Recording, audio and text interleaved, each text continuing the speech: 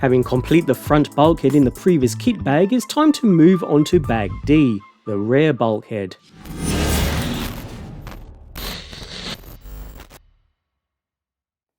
The rear bulkhead pretty much follows the same basic principle as the front, with only a few subtle differences due to the rear sway bar mount. But let's crack on and get the rear differential into its new home. As with the front, you'll need to keep the thread lock and black grease handy for this bag.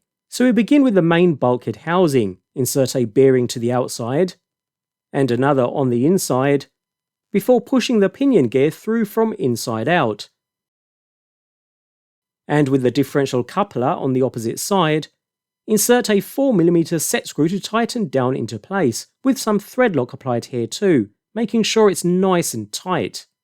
Next we reach for the sway bar mount and secure into place using two 10mm button head screws. No thread lock needed here considering we're going into plastic, although take care not to over tighten too much so as to strip any threads.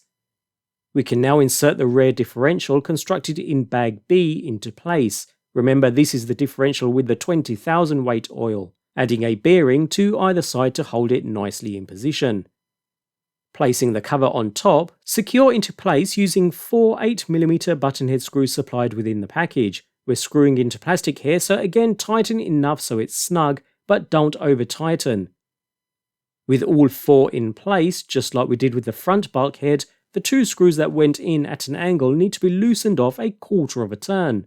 Finally, turn the bulkhead over and apply some grease around the entire ring gear. Again, just like we did with the front, you don't need to go crazy with the grease here, just a small amount going around the gear is perfectly fine. Turn the diff coupler, as well as the differential itself, just to get that grease spread around the ring gear and pinion, and to check everything is turning nice and freely. The final step is to seal up the gearbox by placing the final plastic piece on the bottom, and securing into place using two 6mm flathead screws, again taking care not to over tighten and strip out any threads. Bulkhead now sealed, and you can give the differential a faster turn, really making sure it's spinning nice and free. Just like we did with the front, if it's not free spinning, make sure you haven't over tightened the outer case screws. And with that said, our rear bulkhead is complete. Just like the front, everything fit together with perfection. With our front and rear gearboxes now complete, as well as our center differential, it's time to move on to bag E, where we'll start assembling more of the rear end.